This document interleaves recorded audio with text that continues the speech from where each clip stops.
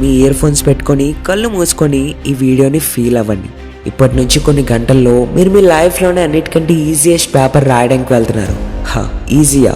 అందరూ కష్టం అని టెన్షన్ పడుతుంటే నువ్వేంటి బ్రో ఈజీ అంటున్నావు? నేను ఇంక ఇది చదవలేదు, ప్రీవియస్ ఇయర్స్ పేపర్స్ చేయలేదు, సిలబస్ ఫినిష్ చేయలేదు. నా ఫ్రెండ్ అయితే బుక్ మొత్తం చదివేశాడు, నేను ఇంకా కొన్ని చాప్టర్స్ కూడా పూర్తి చేయలేదు.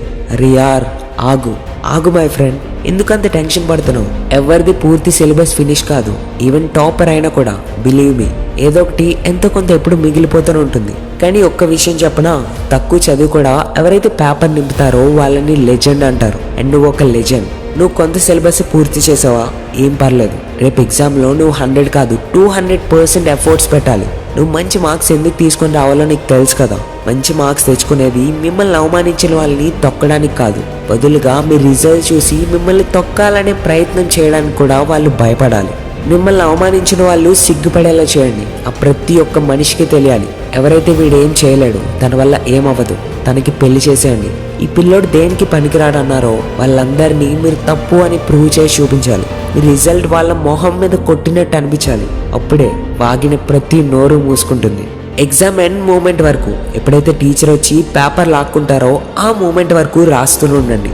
చేయి నొప్పి వస్తుంది, తలనొప్పి వస్తుంది, ఫ్రెండ్ వెళ్ళిపోయాడు, ఇవేమి చెప్పకుండా ఆఖరి సెకండ్ వరకు రాస్తూ ఉండండి.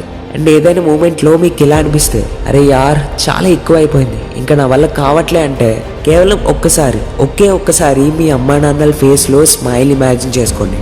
మీరు మీ పేరెంట్స్ ముందుకి మీ హ్యాండ్స్తో 95% ఆర్ మీరు ఎక్స్పెక్ట్ చేసిన రిజల్ట్తో వాళ్ళ ముందుకు వెళ్తున్నారు. ఆ ప్రౌడ్ ఫీలింగ్ ఎలా ఉంది ఇమాజిన్ చేసుకోండి. All the best.